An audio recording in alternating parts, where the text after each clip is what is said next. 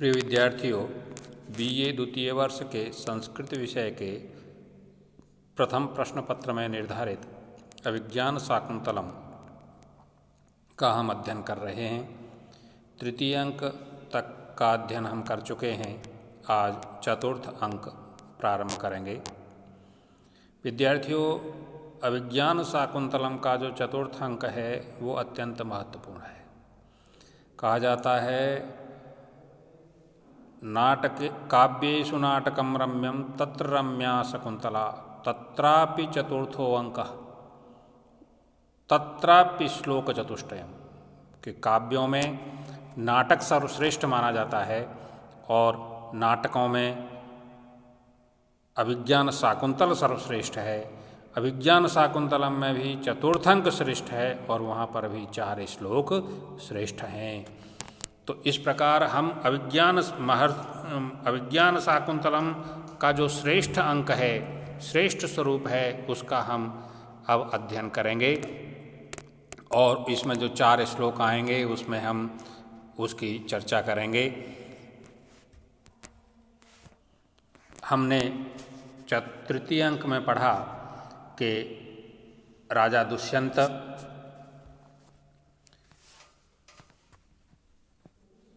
और शकुंतला का मिलन होता है। चतुर्थ अंक का प्रारंभ है। फूलों का चयन करती हुई अनुसुईया और प्रियंवदा आती हैं और आपस में वो बात कर रही हैं कि चलो शकुंतला और दुष्यंत के मिलन से शकुंतला के मन का जो कष्ट था वो दूर हो गया, पर ये तो अभी चिंता का विषय है कि क्या राजा शकुंतला को याद भी रखेगा या नहीं। प्रियंवदा कहती है कि तुम इस विषय में चिंता मत करो, न तादृशा आकृति विशेषा गुण विरोधिनो भवन्ति, कि जो ऐसे सभ्य आकृति के लोग होते हैं वो कभी ऐसे गुण विरोधी नहीं होते। लेकिन एक बात अवश्य हमें सोचनी चाहिए कि हमारे पिता महर्षि कण्व इस बात को कैसा ग्रहण करेंगे। तो अनुसुईया कहती है कि इसमें तो कोई बात नहीं है, क्योंकि गुणवान व्यक्ति को कन्या देना हर माता पिता की इच्छा रहती है और ये तो राजा के साथ मिलन है, तो इसलिए इसमें गुरुदेव गुस्सा नहीं होंगे। ऐसा कहकर दोनों फूल चुन रही हैं। तब कहती हैं कि अरे खूब फूल टूट गए। तो कहती है अरे शकुंतला के सौभाग्य अर्चन के लिए भी तो फूल तोड़ने हैं, तो हम और फूल तोड़ लें। और फूल तोड़ते हैं। अभिज्ञान शाकुंतलम का यह चतुर्थ अंक अत्यंत महत्वपूर्ण है।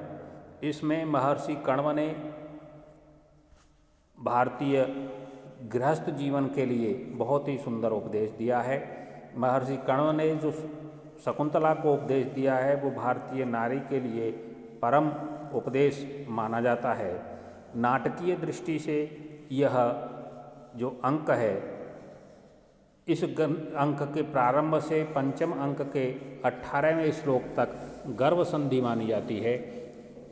यह एक नाटकीय बिंदु है, इसका आप विस्तार से अध्ययन कर सकते हैं।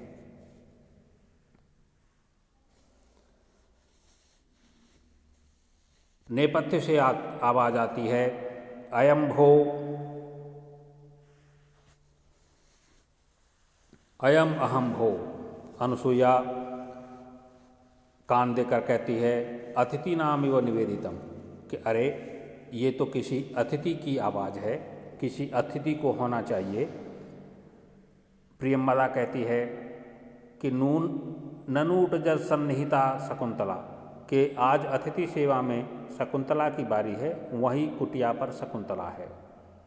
अनुसुईया कहती है अद्य पुनर्हृदयेन असन्निहिता अलमिता बद्भी कुसुमयी, कि अरे वो वहाँ है, आज वो हृदय से यहाँ नहीं है। चलो इतने ही फूल ठीक हैं। तभी नेपथ्य से आती है आह अतिथि परिभावनी, अरे अतिथि की का असत्कार करने वाली। विचिन्तयन्ति यमनन्यमानसा तपोधनं वेत्सिनमामुपस्थितं स्मरिष्यति त्वां न सबोधितोऽपि सन् कथां प्रमत्तः प्रथमं कृतामिव। करे अतिथि का पराभव करने वाली स्त्री यम अनन्य मनसा विचिंतयन्ती, जिसको अनन्य भाव से चिंतन करती हुई तू तपोधनम माम उपस्थितम न वेत्सि, मुझ तपस्वी को उपस्थित हुए भी उसे उपस्थित नहीं समझ रही है। त्वाम सह तुझको वह बोधितोपि सन, बार बार याद दिलाए जाने पर भी न स्मरिष्यति, तुझे स्मरण नहीं करेगा। कथाम प्रमत्तः प्रथमम कृतामिव, पहले की हुई प्रमत्त व्यक्ति की कथा की भांति वह तुम्हें स्मरण नहीं करेगा। ऐसा दुर्वासा का वचन आता है। अनन्य मानसा यम विचिंतयन्ति, एकाग्र भाव से ध्यान करती हुई, जिसका ध्यान करती हुई त्वम उपस्थितम माम तपोधनम न वेत्सि, मुझ उपस्थित हुए तपस्वी का ध्यान ही नहीं दे रही हो, मुझ तपस्वी की ओर ध्यान ही नहीं दे रही हो। सह प्रमत्तः प्रथमम कृताम कथामेव, वह पागल के द्वारा किए हुए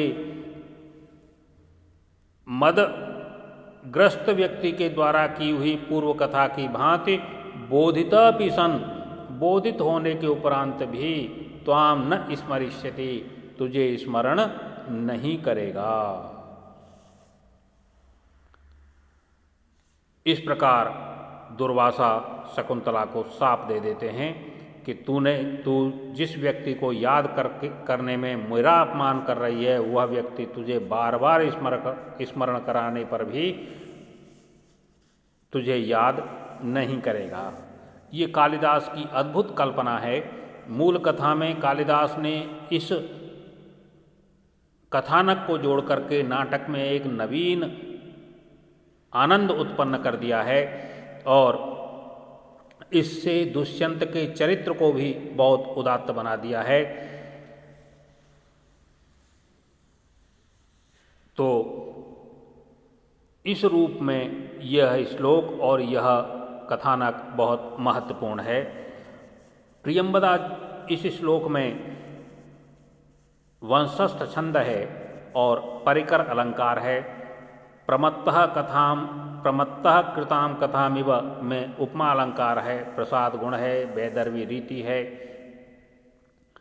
प्रियंवदा जब इस ध्वनि को सुनती है तो कहती है अरे कुछ न कुछ बुरा हो गया, क्योंकि शकुंतला शून्य हृदय बैठी हुई है और किसी पूजार्य का उसके द्वारा अपमान हो गया। फिर सामने देखकर कहती है कि अरे ये इसी किसी के द्वारा नहीं, ये तो सुलभ कोप दुर्वासा ऋषि हैं और ये साप दे करके उल्टे पैर ही लौट गए हैं। अनुसुईया कहती है कि अरे इस अग्नि को कौन बुझा सकता है, गच्छ जल्दी जाओ और पैरों में पड़कर कैसे भी इन्हें मनाओ, मैं तब तक अर्घोदक लेके आती हूँ। प्रियंवदा वैसा ही करती है। प्रियंवदा जब जा रही है तो जल्दी चल जाने के कारण उसका पैर फिसल कहीं टकराता है और उसके हाथ से फूल गिर पड़ते हैं। फूल का गिरना एक तरह का अपशगुन माना जाता है। वह फूल उठा करके फिर चलती है। प्रियंवदा मन में सोच रही है कि सखी प्रकृति से ही वक्र ये दुर्वासा ऋषि किसका अनुनय स्वीकार करेंगे। किमपि पुनः सानुक्रोशः कृतः, क्या उन्होंने कुछ कहा। अनुसुईया कहती है कि उनसे कोई आशा नहीं थी।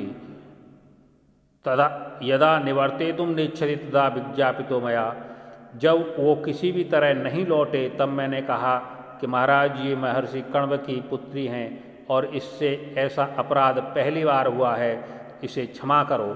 तो उन्होंने कहा कि मेरा वचन सर्वथा निरर्थक तो नहीं हो सकता, लेकिन जब ये उस व्यक्ति को जिसका ये स्मरण कर रही थी कोई चिन्ह दिखाएगी तो वह इसे स्मरण कर लेगा। तो अनुसुईया कहती है कि चलो कोई बात नहीं, फिर तो राजर्षि ने जो अपने नाम से अंकित अंगुली दी है उसके दिखाने पर वह उसे स्मरण कर लेगा। चलिए देव कार्य करते हैं।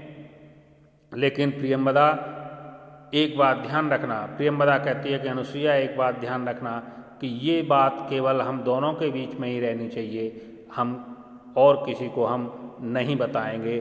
तो प्रियंवदा कहती है कि अरे सखी काहे को चिंता करती हो, कौन ऐसा है जो नवमालिका के फूल, नवमालिका की बेल को गर्म पानी से सींचेगा? यह विष्कंभक है। विष्कंभक के बारे में मैंने पिछले अंक में आपको बताया था। और दोनों चली जाती हैं। तभी शिष्य कुटिया से निकलता है और कहता है कि अरे बाहर देखकर कि सुबह हो गया, और सुबह का वर्णन कर रहा है।